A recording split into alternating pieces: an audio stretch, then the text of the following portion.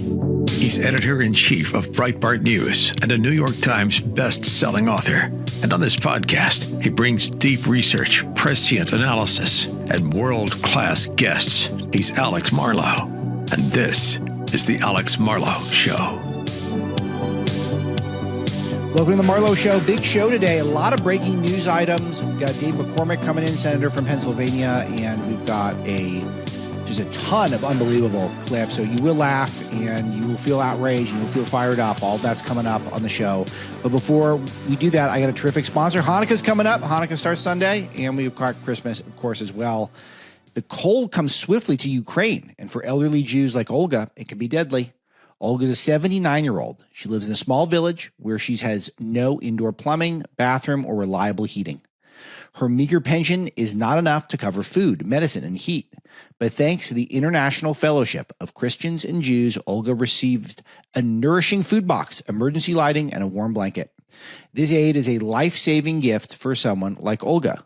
The visit from fellowship staff reminded her she is not forgotten.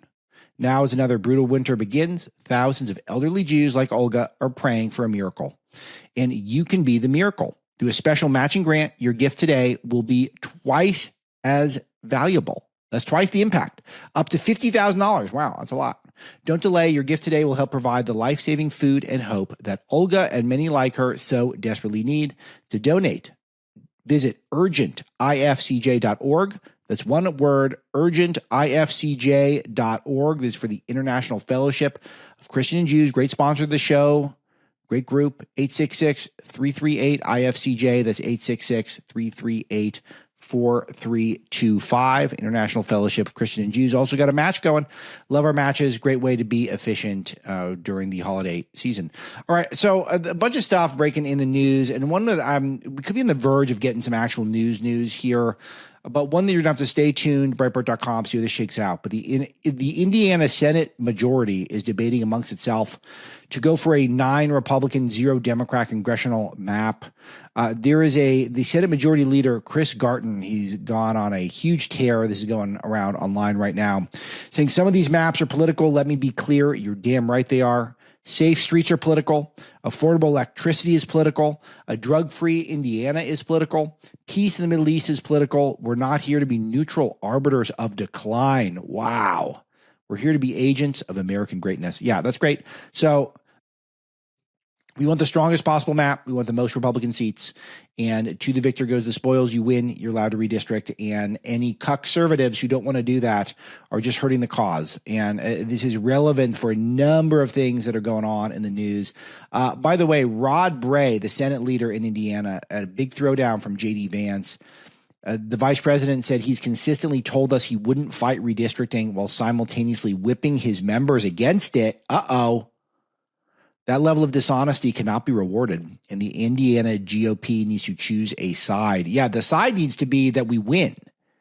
Now, why would any Republican choose to give seats to Democrats when we have the choice?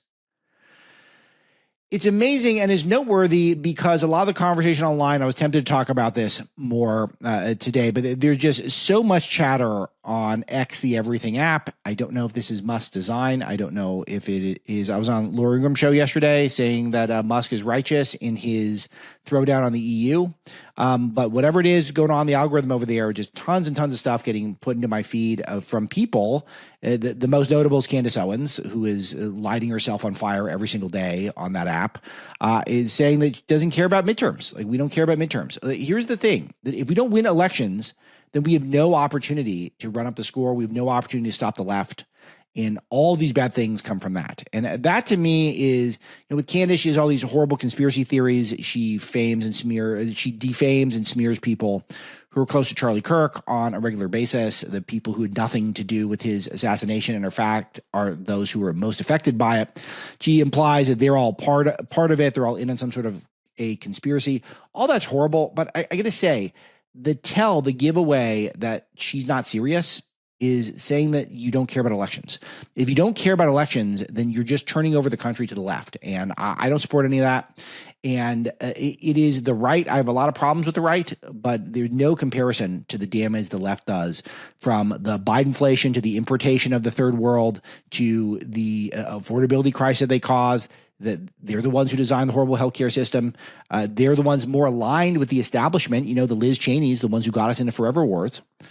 Take, for example, that today we learned that Judge Paula Zinnes, who I wrote about extensively in Breaking the Law, New York Times bestselling book, this is why I wrote this thing for you guys, still relevant, repeatedly gone to extreme lengths to trying to free Gilmar Abrego Garcia, and as of today, she succeeded again. So Saint Abrego, on some sort of paperwork technicality, is apparently going to be sprung, and this is from a lawfare judge, and the only way to counter these lawfare judges is to win elections, because they need to get appointed and they need to get confirmed. That's the thing with elections, is that it's not just all about who's in the White House and whether or not your favorite issue gets addressed. My favorite issue certainly didn't get addressed robustly enough in Trump's first term, which is immigration. And they did a lot of stuff that Trump ran on, how the fake news is the enemy of the people, and then they spent years just trying to curry favor with the New York Times. I hated all that. But you got to stick the course, because the alternative is just so much worse, and I just don't know how much more evidence we need of that. But there are more conservative judges and fewer leftist judges, those who prefer to provide rights for human traffickers over law-abiding Americans. It's going to be a much better country. So this is just a huge technicality. Apparently, the grounds were a judge 6 years ago failed to actually order him deported in a paperwork sort of sense. And so now he'll be out. We cannot rest on our laurels. We can't take days off. We can't be spoiled babies. We can't be whiners. We got to be winners. Can't be whiners. Got to be winners. Housing and Urban Development has released the results of an investigation revealing Biden's mass migration spiked home prices for low-income Americans. So you guys got that? So Scott Turner, who we're recording to come on the show, I think he'll be on soon, just put out a report from 2021, 2024. 60% of rental demand growth, with over 6 million foreigners in that time. So it's just mortgage rates are up largely, costs up largely because of the importation of foreigners who compete with Americans for housing. Trump is trying to fix that. Rent has gone down. Why has rent gone down? Partially because he's trying to shut down the nature of the widespread immigration issues that we're seeing, both legal and illegal.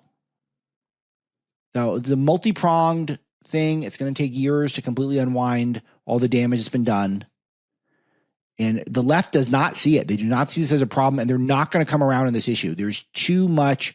It's too much of in Trump's court at this point, to the point where they'll never acknowledge how wrong they've been, even though it would help their constituents and it would probably help their electoral promises, their electoral prospects, if they are able to point out that immigration, particularly illegal immigration, really all immigration, has been oversold to the public and has not been good for the American citizens. The invaluable Center for Immigration Studies also just released data showing 54% of Somali-headed households in Minnesota receive food stamps. So we're just importing people. Whenever you import a Somalian, there's a very good chance they're ripping you off. There's a very good chance they're ripping off the taxpayers, committing some level of fraud. But there's also a very good chance that they're just getting government-funded benefits.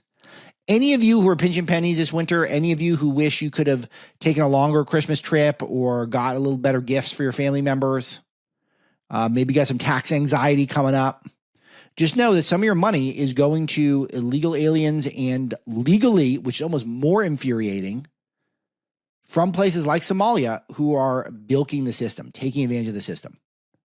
We're importing people to compete with Americans for housing, for jobs, and to pick our pocket via these welfare programs.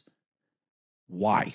Why are we doing this? What is the Somali population in Minnesota adding right now? And thank God for President Trump that we can even speak this way. 73% of Somali households have at least one member on Medicaid. Why is that? 7% of households in Minnesota get food stamps, 54% of Somalis, 18% are on Medicaid, 70% of Somalis. What's going on here? Trump is correctly starting to bring back the S-hole countries line. Jake Tapper's outraged about this over at CNN. Check this out. Tuesday night in Pennsylvania, President Trump admitted saying something about African countries that at the time 2018, he denied saying, and that was whether or not he called African countries shithole countries. First, let's start with his admission Tuesday night in Pennsylvania. We had a meeting, and I said, why is it we only take people from shithole countries, right? Now, back up 7 years, and that is not what President Trump said. He denied on Twitter using that language. And when Senator Dick Durbin, Democrat of Illinois, publicly said that President Trump used that word, he said that it was not true. Senator David Perdue, then a Georgia Republican senator, went on TV and said it was not true. Doesn't Tapper have a show? Why does he need to do this? And he doesn't have makeup on, doesn't have his hair done. He doesn't have his signature pompadour. He just comes off as like some dad wandered down the stairs and just he'd been watching, cable news and was ranting about it. We don't care that he calls these S-hole countries S-hole countries. We don't care, especially after you guys shot and killed Charlie Kirk. I'm not saying that Tapper did it personally, but it's the left that just normalized the violent rhetoric against conservatives, calling us fascists, all that stuff, normalizing Antifa and Antifa. And then, of course, one of us was going to get shot. It happened to be Charlie. And he's whining that Trump is saying S-hole countries for all these people who are coming in and we know they're committing mass levels of fraud and we have no idea what they're adding. We have no idea what the Somali-born population is adding to America. We're just not. What are they adding in terms of culture? What are they adding in terms of intellectual know-how, in terms of character? What are they doing? Like, I don't know anything. I'm not, and I'll do the obvious caveat that I'm not saying every single Somali. Fine. I'm not saying every single one. But as a group, it's been a mistake. And so why can't we say this stuff? So speaking of Charlie Kirk, absolutely chilling stuff. I'll give you a little bit of a trigger warning here. Tyler Robinson, the suspected assassin, we'll say suspected for legal purposes, though there's a mountain of evidence. Evidence that's largely ignored on some popular podcasts who suggests it was actually maybe the Egyptians that had been flying planes in and the French Foreign Legion and the Israeli government. And of course, Charlie's best friends, who were the ones who really, really wanted to make sure that Charlie got assassinated. But there was this guy who clearly had been radicalized into having some allegiance to Antifa and had was going through a gay panic, obviously, had a trans boyfriend. All this weird stuff going on with this strange creature named Tyler Robinson. And he was in court today, beginning of the trial. The pretty liberal laws in Utah in terms of filming these things. So we're going to get a lot of footage. He was in court the first time I think he's made a public appearance in a while, in street clothes. And I want you to watch this. It's pretty chilling stuff. Being delivered to this courthouse. Some of the doors are zip tied. If you zoom in, you can see that he's smiling a little bit. He's smirking. He looks very skinny. I'm sure the prison food is not very good. It looks like his hair is thinning, which is very strange also for a guy in his early 20s. It happens. It happens. I had one friend in college who'd pretty bald in college, but it's some bad luck there. It's a unimpressive figure, as you could imagine. But let's pay attention to his face here, because there's nothing specific going on in the courtroom. But if you zoom in, you can see that he seems to be enjoying himself. He seems to have no remorse. All types of measures being taken to make sure that this proceeding happens safely and securely today. Now, on the docket today, perhaps one of the most important issues, there was an October 24th hearing in which Judge Graff... Smiling, nodding, very relaxed. It's all very creepy stuff. And I'll tell you, just know this, that I'm a horror movie fan, and this is one of the things I do to unwind and get out of my own head and have for years. I've always liked it. And one of the reasons why the original Halloween is so effective, as well as other things like The Exorcist, which is where the evil is not explained completely. The evil is not a backstory. It's not someone that's just been aggrieved. And this is one thing where Hollywood has gotten away from this a lot in this century. And it's not one that I think has helped it a lot. I think that overall, sometimes the scariest things occur when it's not explained, when the evil is not something that they just announce to you how the evil got the way it did, that there wasn't some sort of a deep backstory, where occasionally evil is just evil. is not someone who's misunderstood.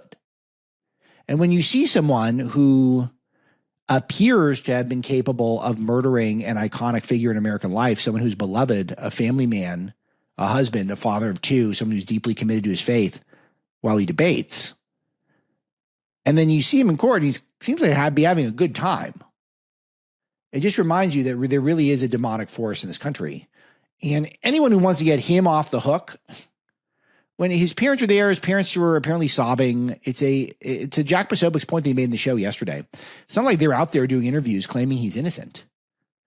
And he was turned in by his own family.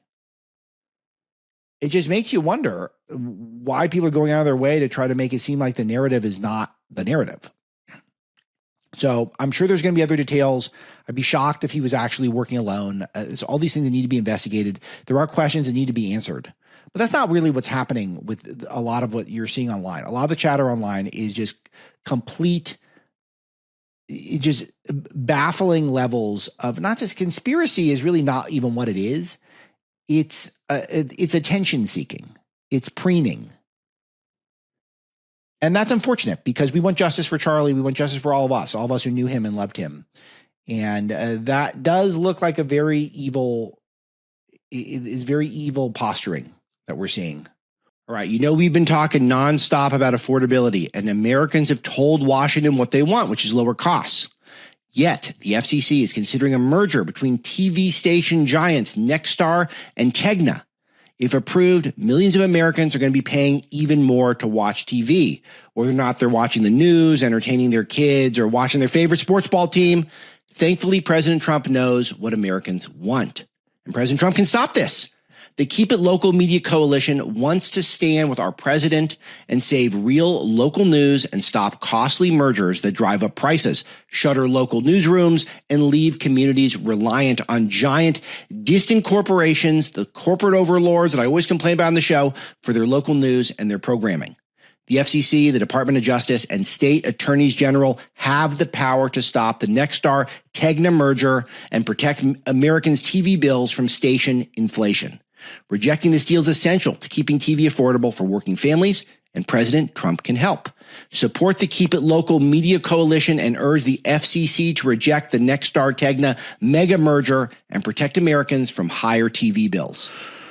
All right, so we'll keep you posted on that. Kind of depressing to talk about, but necessary. Back to Minnesota for a minute because Tim Walz is out there. I was on Tommy Lahren show today, just came out as I'm taping now, which is on Outkick and on the Fox platform and stuff like that. And she had a theory that's pretty interesting that the left is trying to take out Tim Walz by indulging some of the Somalia fraud reporting. I thought that was really interesting because he's so unimpressive, but he was out there doing an interview with Gavin Newsom. They were talking for some reason, and this was just unbelievable. Check this out. But I think this notion of toxicity in masculinity needs to be separated. And I think you've got the face of masculinity, Tim Walz, with his flappy hands. And then you got Gavin Newsom who does these strange, is anyone going to get his hand signs under control? I feel like whenever I watch him, I'm so distracted by his hands that I don't know, where did he learn this affectation that he does with his hands? Have you ever seen anything like it? I know sometimes people have odd hand gestures and some of it's sort of charming and we can make fun of them. And Trump does this stuff, which I love. And then Bannon does this amazing thing where he puts his arm out straight and it just, not here. All of you freaks online, he goes out straight. It's really kind of cool. I kind of like it. But there's Newsom, like, where does he do this stuff? Where did he learn it? And so here they are, the two most manly men around who love it when men beat women in sports because they pretend they're women, I guess. Let's hear what they got to say. Conflated. And I think we're going to have to work on that a little bit. And I think there is a crisis. I think some of us scare them. I think I scare them a little bit why they spend so much time on it. No, I'm serious because I can fix a truck. They know I'm not bullshitting on this. Yeah. I'm not putting this in people's grill. I don't know if my identity is not hunting. My identity is not football coaching. My identity is not, a beard and a truck. They're not going to be appealing to the young males. I'll tell you that, these guys. So they got to try. And that's going to be fun for us because that's going to be content because they're going to have to try. I got some more Newsom for you, and I'll tease. I've got a little Hope Walls coming up too, but I got a little more Newsom. This is him talking about Trump and the Ezra Klein podcast. I think Trump is one of the most destructive presidents and human beings in my lifetime. I think this republic is at real risk, this country being unrecognizable. And I have no patience for people that want to indulge it. I can't stand the crony capitalism. I can't stand all these supplicants that are sitting there bending the knee to this president. I can't stand the universities that have done that, the law firms that have done that, the individual corporate leaders that have done that. So just know he got the polls, and the polls showed that you cannot be a unifying figure. You have to be a divisive figure. So you have to go out there and you have to say that Trump is all horrible and anyone who supports him is a supplicant. Which is, again, that's not really good focus grouping. That actually is a good sign for those of us who are rooting against Newsom, because there's no one who has a focus group who says, use the word supplicant. There's no one who's someone who does messaging for a living. I think Trump is one of the most destructive presidents and human beings in my lifetime. I think this republic is at real risk, this country being unrecognizable. And I have no patience for people that want to indulge it. I can't stand the crony capitalism. I can't stand all these supplicants that are sitting there bending the knee to this president. I can't stand the universities that have done that, the law firms that have done that, the individual corporate leaders that have. So anyone who's worked with the president of the United States, who won the popular vote, every single swing state, the Electoral College, who they threw all the lawfare at him, they shot him in the head, and he survived that. They tried to kill him again. He survived that. Anyone who works with them at all, he can't stand them. So this is really a basket of deplorables moment. This is a really the Trump voters are garbage moment. So he's saying he's destroying the republic. He's governing on 80-20 issues. People like what he's doing. He's cracking down on crime. He's cracking down on illegal immigration.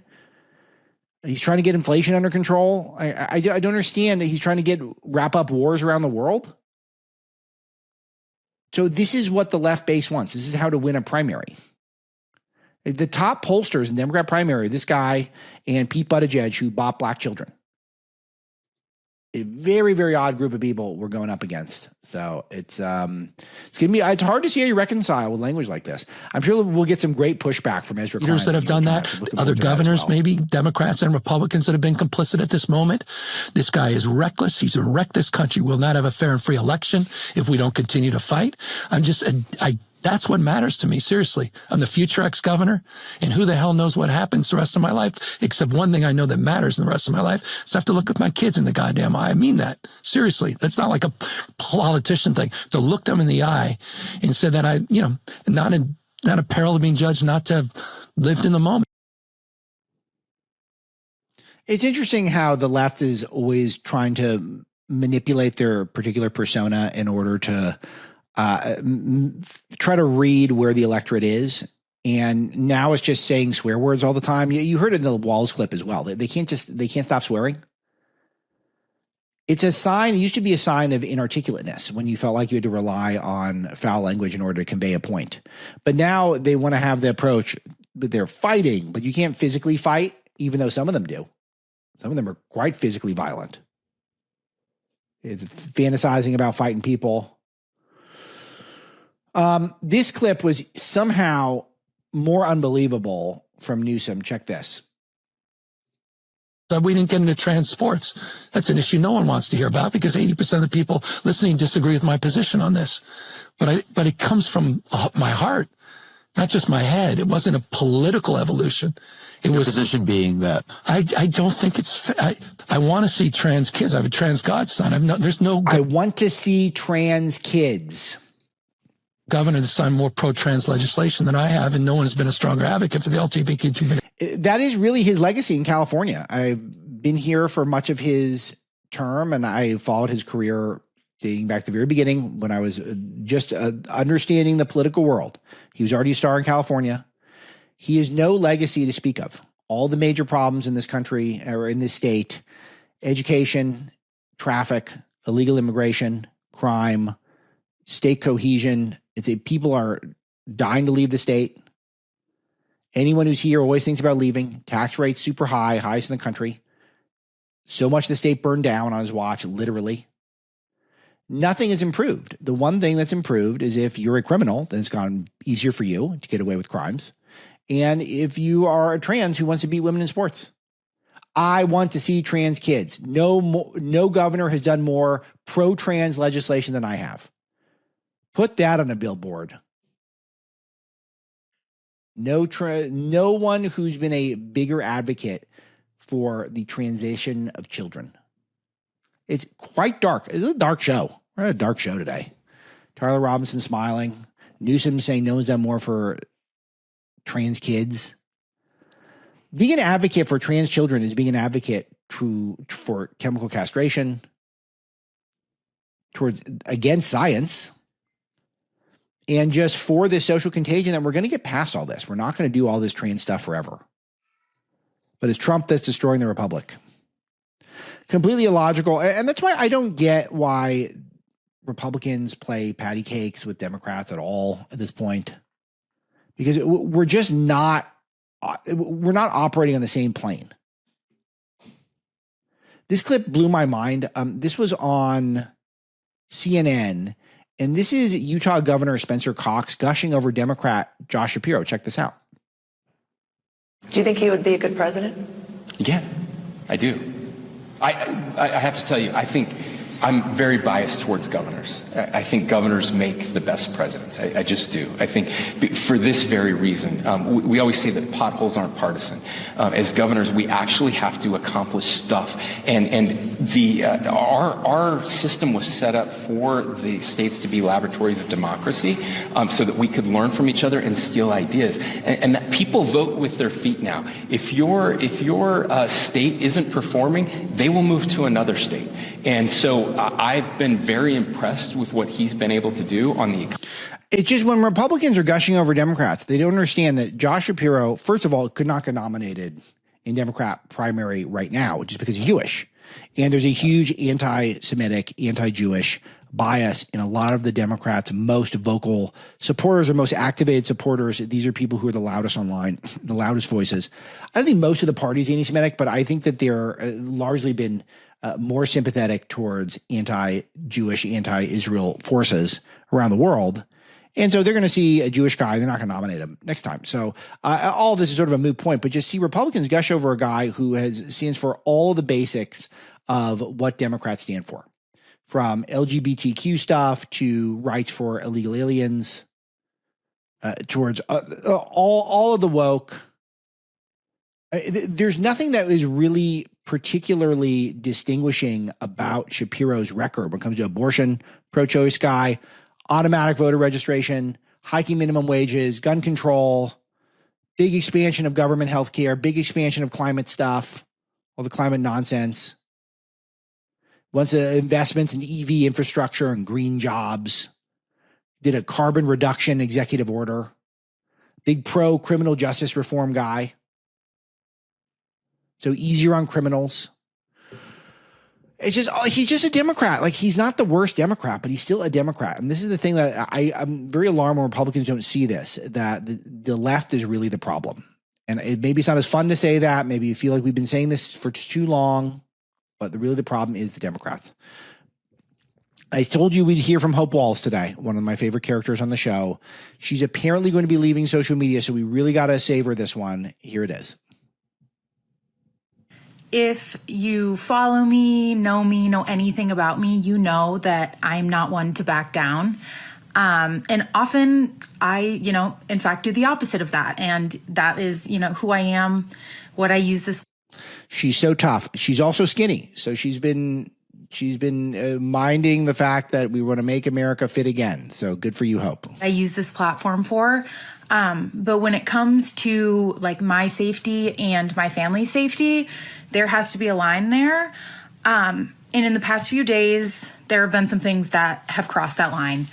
I have gotten some really scary emails, DMs, comments, just stuff on the internet. And it's gotten to... The singing it just kills me. This is not as bad as the last video, but it's just getting some scary emails and comments, and it just why we decided people who are 30 and under that you can't just talk. You don't need to sing to people.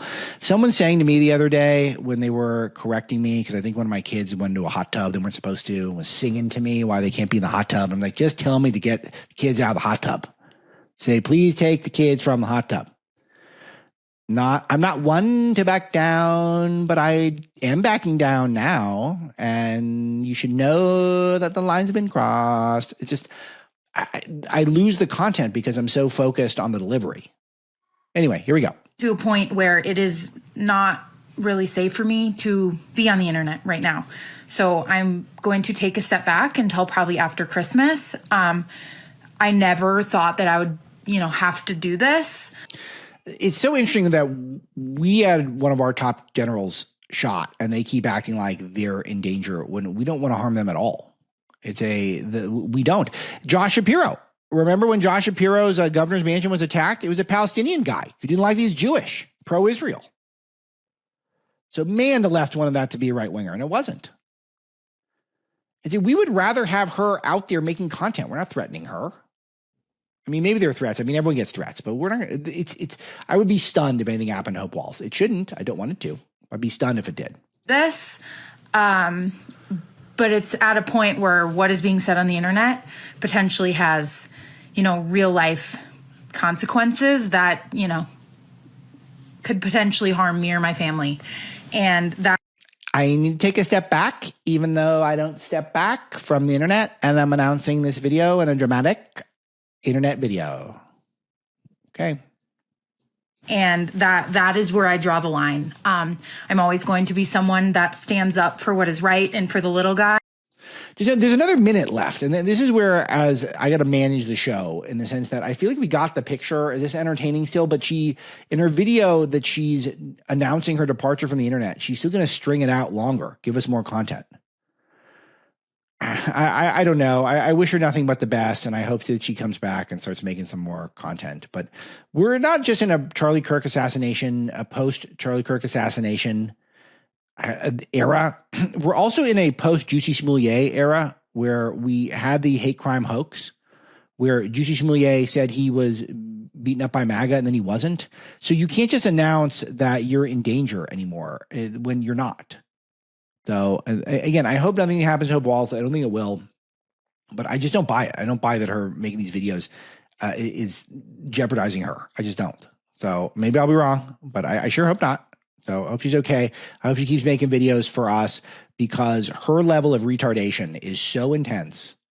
We just need to make retards post again. That's what we want to do here. All right.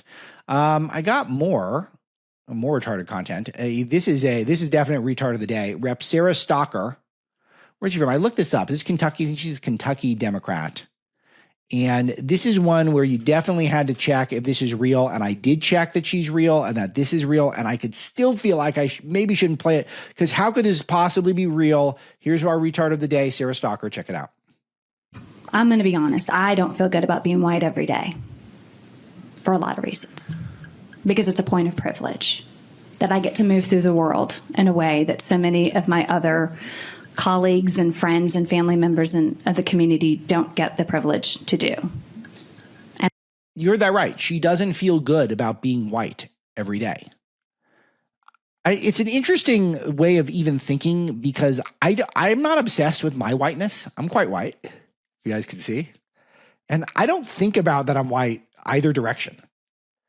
So it's so unhealthy to think about it at all that you're just thinking about your racial identity, particularly in America, which is the ultimate melting pot. But then to think, I don't feel good about this. Well, God made you a certain way. Isn't that very ungrateful to God? Shouldn't you think about in general that if you were born a certain way that wasn't it supposed to be that we embrace how we were born? That you can only feel good if you were born into a skin tone that's darker than a cup of milk. She's pretty white though. She is. I'm looking at her. This is a very white person. Maybe she's too white. Maybe that's the issue. See, I got more olive than she's got going. A little more red, more ruddiness. So maybe that's why I feel so good. It's just, I don't even understand the logic. Are we supposed to apply this to hair color or to sexual orientation? What are the things we're allowed to feel good about or bad about in terms of our innate characteristics? Or maybe we should just focus on our souls, our immortal souls, and try to do good. I think about this a lot. I'm a privileged person. I've got a lot of things where I got luckier than average. And because of that, I try to think, well, don't penalize yourself for that. Try to use it for good. Anything where I got lucky, try to take advantage of it and maybe try to take that little edge that I have and do some good for some others with it. See if that's possible. So, but who's to say being white is a privilege in America? It feels like white's a hindrance a lot of the time here. All right, here we go. And I'm just a female, but just a woman, just a white woman. If I was a white man, I would be functioning from a point of an even greater privilege. Wow. So she's a bit of a victim because she's a white woman. I think we're missing an opportunity when kids have a moment to reflect about how the color of their skin does and does not allow them to move through the world. Running to them and trying to stifle that and trying to say you shouldn't feel bad. So we don't want to ever expose you to something that is going to make you have to pause and have maybe some internal feelings. It's a missed opportunity for some really good dialogue. We could have great dialogue. Definitely, that's the person, Rep. Sarah Stalker, retard of the day, who I can't believe her last name's Stalker. Also, it's kind of odd. Anyway, I would love to have a great dialogue with her. We should invite her on the show, see if she'll dialogue about our whiteness. I don't know if I could do that one with a straight face. I feel like I could interview a lot of left-wing people with a straight face. I don't know if I could pull that off. I think I would break into Borat interview style mode pretty quick. I've got a pile of great clips that I have not got to yet. I've got a morbidly obese healthcare expert who showed up on CNN. I've been sitting on this Randy Weingarten clip about the pandemic I've been wanting to play. I've got Sri Tanadar calling to impeach Pete J. Hegseth. I don't think it's middle initials J. I'm going to save all of it for tomorrow. We're cooking here on the Marlow Show. Dave McCormick is here. He's on the show. We talk Pennsylvania. We talk affordability. And then we talk some inner workings of the Senate in terms of Trump getting more of his approvals done. You're going to want to hear it. Check it out. All right. We've been talking nonstop about affordability, and Americans have told Washington what they want, which is lower costs. Yet, the FCC is considering a merger between TV station giants Nexstar and Tegna. If approved, millions of Americans are going to be paying even more to watch TV.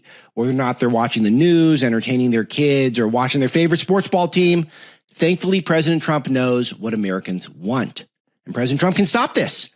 The Keep It Local Media Coalition wants to stand with our president and save real local news and stop costly mergers that drive up prices, shutter local newsrooms, and leave communities reliant on giant, distant corporations, the corporate overlords that I always complain about on the show, for their local news and their programming. The FCC, the Department of Justice, and state attorneys general have the power to stop the Nexstar-Tegna merger and protect Americans' TV bills from station inflation. Rejecting this deal is essential to keeping TV affordable for working families, and President Trump can help.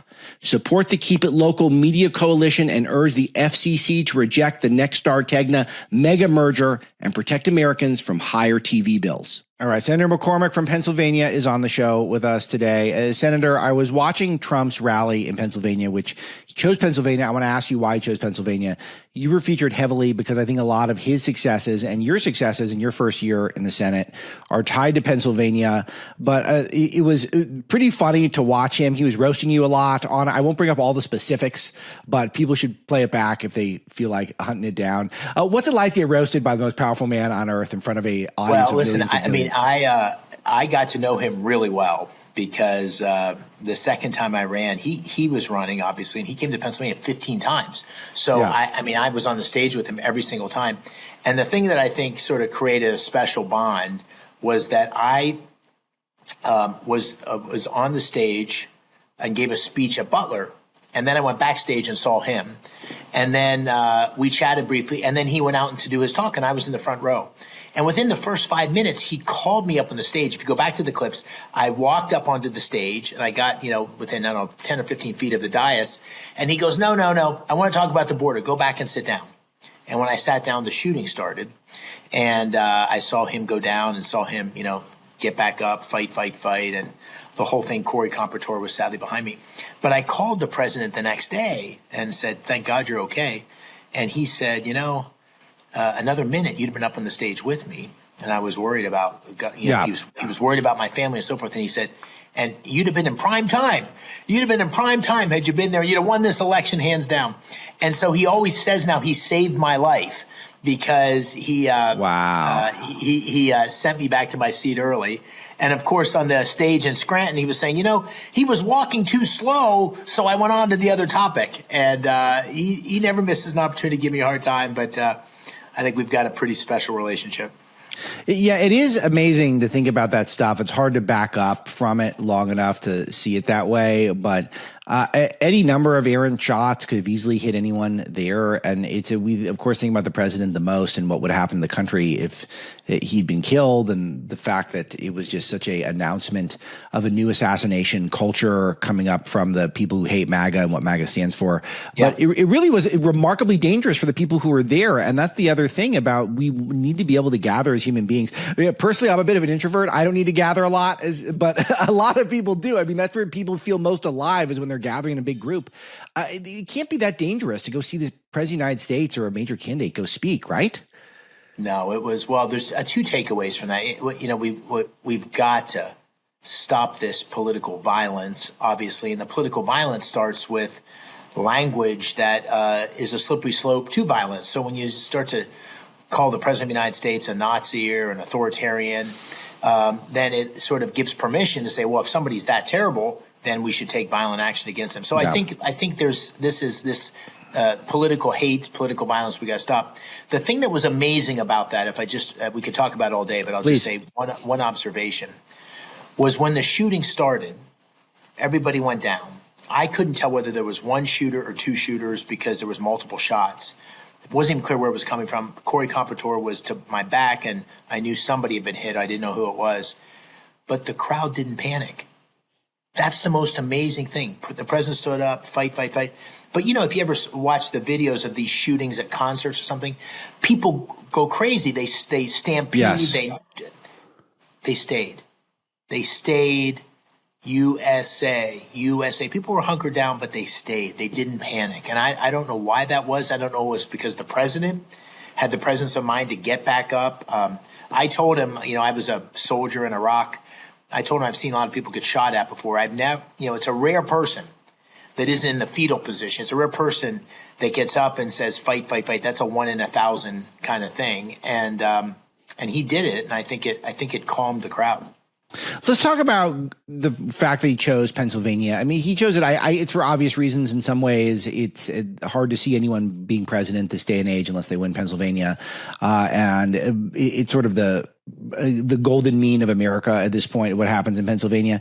But I want to hear from your perspective, because I think a lot of his agenda has been Pennsylvania focused. He cited a lot of data that was Pennsylvania centric: 60,000 new jobs since inauguration, 40,000 lifted off food stamps, saving U.S. Steel, $100 billion in investments. I hear specifically about the investments, because I know this is also where this has been a big project of yours in your first year in the Senate. But just talk in general about Pennsylvania. Yeah. Well, politically, I think everybody would agree that it's called the Keystone State, and I think it really is politically. 19 electoral votes. Hard to get the math right for a Democrat or Republican without winning. President Trump won Pennsylvania, and that was a key part of his coalition. But it's kind of a microcosm of America. You got these big urban areas like Pittsburgh and Philadelphia. You've got these rural areas that are very MAGA, very red. It's a huge agriculture state. That's the biggest industry. A big innovative state where you got huge building trades, welders and so forth, all of which, majority of those rank and file folks voted for the president, voted for me. It's the best place I can think of that represents the coalition that elected Trump. It's a state, but it represents the national coalition that represented Trump. And I think he's very mindful of doing the things that he promised to help those working families in Pennsylvania. And I'll give you the big five that I talk about all the time, big five investments, which are indicative, I think, of Trump policies. Number one is Nippon U.S. Steel. Right. The president supported that. I was a big advocate of that, working closely with him. It saves the Mon Valley, saves domestic steelmaking, brings thousands of new jobs. Second was Amazon announced a $20 billion data center, a set of data centers in Pennsylvania. This is indicative of the president's energy dominance and support for AI. The Energy Summit, the president was my guest. My wife and I hosted. $92 billion of investment, $40 billion in data centers, $52 billion in energy infrastructure. This created thousands, tens of thousands of jobs. Hanwha, the Philadelphia shipyard, bought by Hanwha, based on the president's policies and the commitment to domestic shipbuilding, 5,000 new construction jobs, thousands of new workers in shipbuilding. These are welders. These are six-figure jobs. And then finally, the president just took a trip to Japan.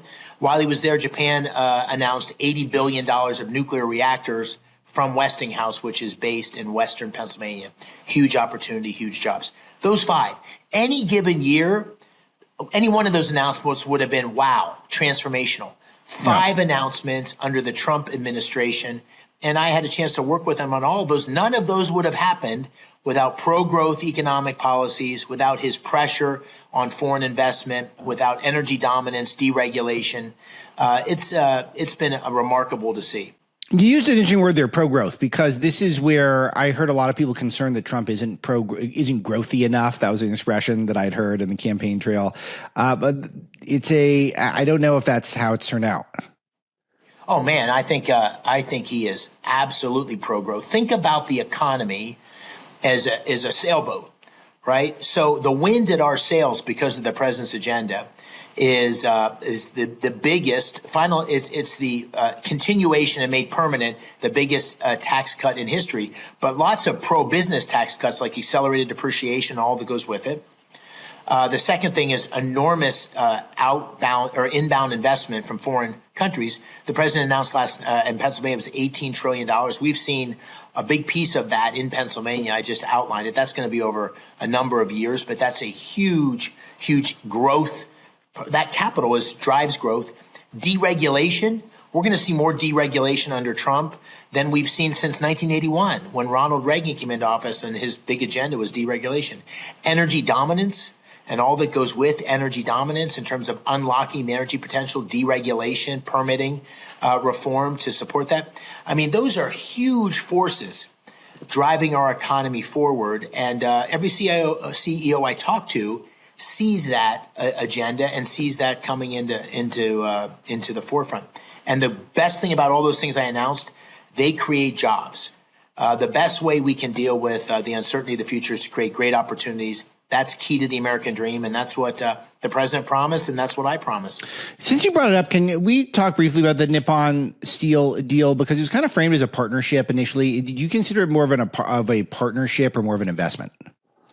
Well, what's kind of unique about it, it was from an ownership structure.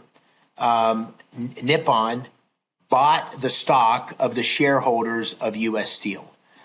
So it's a wholly owned subsidiary of U.S. Of Nippon. But what they did as part of that, based on the president's intervention, was a commitment of investment into the United States and into Pennsylvania that essentially is a rebirth of our domestic steel industry. The Nippon and the Japanese have advanced technology, bringing that technology and investment to Pennsylvania. And the difference between steel and something else is it's not like they can ever move the steel plant to Japan. Like, this is investing in building America's capability with that foreign investment. What makes the ownership unique and why I call it a partnership, it's really a partnership with the American government. Because the president orchestrated the deal in such a way he'd protect our national security. There's a golden share. The board is oversight board is a board that's heavily U.S. centric. It kept the U.S. Steel name. It's based in Pittsburgh, so it's not like a normal investment where the control passes over. It's a hybrid of the different things I said. I remember this like late last spring, going through this and thinking I did have some concerns because I'm just nervous that if we ever lose an election, that I trust Trump and you to frankly navigate this, but do you ever get nervous that if a Democrat comes in that we don't want Japan to run this company? No, I'm not nervous about that. I'll tell you what I am nervous about. I'm not nervous about that because I think the way it's structured is going to protect domestic steel, and I think it's going to be very difficult to mess with. But what we're doing now is the government is intervening into the economy in very specific ways. Under the president's leadership, rare earth metals, semiconductors. Yeah. These things are critical to our national security. We need to have a stake. The government needs to make sure that policy is directed in the right way. But we need to do that in a way and structure in a way that if the Democrats come into office, that we haven't laid the predicate for they start to do the same things in wind or some political progressive extreme liberal agenda. So we need to make sure that we're guiding our investments of the government intervention. I'm a conservative. We like less government. Yeah. But in this case, we're putting more government involvement in the private sector to protect our national security. We need to do that in a way that's circumscribed, narrow, doesn't get too expansive. We need to do it in a way that's very specific of why it's the national security at risk. So we don't somehow lay a precedent that the Democrats can come in and use investment for political purposes. That's what they did under the Biden administration. That's what they did under Obama. We need to make sure we don't reinforce that bad tendency. So from my vantage point, I think the president wanted to go to Pennsylvania because I think this is where he wants to begin to make his case on affordability. We've got to come up with a different word than that. That word's not working. But he's framing it as the affordability crisis as a hoax, which might be partially true. He started to lay tracks that he's blaming Biden for it, which of course makes perfect sense given all the Biden policies, which were all highly inflationary and were designed to import a bunch of competition for Americans.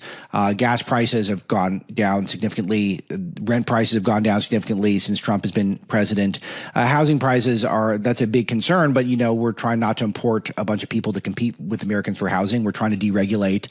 So there's a lot of progress being made, but I want to hear what your perspective is on ideal messaging right now on affordability and ideal policy.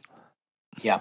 Well, I think, I share the president's frustration in the sense that the starting point, you have to recognize what a basket case the economy was under Biden. And, you mentioned it, but sort of runaway inflation, 22% compounded inflation during the Biden administration, an average of 5% inflation during his 4 years, and real wages less than inflation. So every year, the consumer, every year, the working family had less money in their pocket because prices were up and wages were down in relative terms. That's just the reality of it. And a regulatory state, a war on fossil fuels, and so forth. What the Trump administration has done with some help from Congress has been a huge step forward. We've made huge improvements. So inflation's 2.7% last year. Real wages are 4%, so people have more money in their pocket in relative terms. There's been progress on housing. There's been progress on prices of fuel and so forth. But those folks in Pennsylvania are still feeling pressure. They're still feeling pressure. So even though there's been improvement, the basket case that we had puts a lot of pressure on working families. And so the things that I just talked about, the deregulation, the energy dominance, the things we're doing on foreign investment, those need to flow through the economy in the next year and the years after to make sure that prices continue to come down. With interest rates coming down yesterday, that should help, and with wages continuing to go up. And so what we need to do in the future is continue those policies. And there's one thing that I think is the worst thing of the bunch in terms of the worries for working families. It's healthcare cost. And man, this is a tough nut because Obamacare, the Affordable Care Act 15 years ago, is an unmitigated disaster. It promised lower prices, more access, better quality. The prices are out of control. Healthcare costs are out of control. People don't have access. 25 million people don't have health insurance. And the quality is very mixed. In America, men died on average at an age of 72. That's one of the worst among developed, rich countries. So we got a lot of work to do on that. And that healthcare price cost going up is really putting pressure on Americans. That's the next big thing. When you're asking what we need to focus on, that's a big one. We're starting to reveal where the various sides are in the healthcare debate, which is taking place this month. What do you think are just total non-starters, and what do you think are things that are positive that you think that Republicans can put forward to try to solve this thing? Well, there's sort of a short-term problem and a long-term problem. The short-term problem is you have these subsidies that were put in place during COVID to help mitigate the rise in the cost of healthcare. And those subsidies are screwed up. I mean, they give subsidies to people that make $600,000 a year. There's lots of fraud. People don't have to pay anything into it, and there's automatic renewals. So there's lots of fraud in the system. The health care insurance companies are getting a big subsidy to their profit that is coming at the expense of American people. We can't continue that in the current form. So that's a bad idea. That's what the Democrats are proposing. It's total political theater. I am worried about people that are living on the edge, because if they're paying $100 a month for health care for their family and that goes to $200 or $300 a month, and you're making $50,000 a year, that's a killer. So we got to do something to help bridge those people. There's a number of different proposals. There's a proposal for health savings accounts, which are going to put a little money, $1,000, $1,500, $2,000 in the accounts of working families. Brings premiums down a little bit. So that's something I think the Republicans are going to get behind. So there's some short-term alternatives. That's not going to solve the big problem. The big problem is this system is completely screwed up. And I'd be arrogant to tell you that I have all the answers, but I think there's 3 things Republicans should be able to agree on that will change healthcare. One is transparency. There are so many people making money. We got to see where the money's going, where the profit is, prices across different groups. We got to have total transparency. That's going to squeeze out waste and fraud. Number 2, we got to put power in the hands of the consumer. You can't get handed a healthcare. You got to have choice, because when people have choice, they make better decisions. They've got skin in the game. Health savings accounts give you more choice. We got to have choice. And the third thing we got to have is competition. Right now, there's not competition across state lines for healthcare plans, for healthcare insurance plans. We got to have competition. The president's making huge strides in the pharmaceutical industry. That's a piece of the puzzle. We've got to have competition. It's a big problem. And here's the mess. Unfortunately, we didn't cause this problem. The Democrats, without Republican support, put this in place. But it's our problem now, because it's hurting Americans, it's hurting Pennsylvanians. So we got to make progress on it. That's the trap right there, is that they created the problem, but we have to fix it, or we're going to be in big trouble politically. Senator, last one, I know you got to go vote, but Trump's pressuring the leader Thune over blue slips to attorney nominations. Can you tell me what's going on here, and where do you come down in terms of these appointments? Well, on the Senate precedent has been to essentially give lots of opportunities for people to oppose things and slow things down. And that has it's blue slips for judges, but it's been a broader thing with the president's nominees. And, we were getting stuck through all this procedural stuff where the Democrats were forcing us to go through cloture and all these different voting processes, which was slowing down the ability of the president to get his team in place. And so we finally made a very substantial change in the Senate rules, where we can put forward huge blocks of nominees. This week, we'll vote on 90 nominees that'll pass for the president's team. And what that's meant is that while we were slow in the beginning, we now have accelerated. The president will have 100 more nominees in place than he did in his first term, and more than any other president in the last 20 or 30 years. So I think we made huge progress in getting the president's team in place. And, my view is we need to change the rules of the Senate to be able to make things happen a lot more quickly. The balancing act is, if you do that and the Democrats win the majority, which they will at some point, have you created a set of rules that are going to lead to Supreme Court packing and Puerto Rico and Washington, D.C. having senators? So you have to move forward in a way that eliminates the bureaucracy and the slowness of the Senate to get the president's agenda in place, but doesn't create another trap, to use your word, that 3 years from now or 10 years from now, whenever it is, we say, oh my God, we created a monster that's given the Democrats a huge club to beat us over the head with. Well, we're keeping an eye on it, Breitbart News, and I'll report back to the audience how things go. But I know there's a lot of energy on it on the Hill today. Senator Dave McCormick, thank you for all the time today. Your team's already signed you up. I'm going to expand the show next year. We're going to sit down. We're going to talk about your first year. We'll do a big rundown of everything that you saw, all the surprises. So that'll be a treat for the audience, hopefully in a few weeks. So that's great. Thanks for that in advance, and thanks for this interview. And that's today's show. Thanks to Misty, Thanks John for having Cassio. And all of you in the audience, thank you for listening.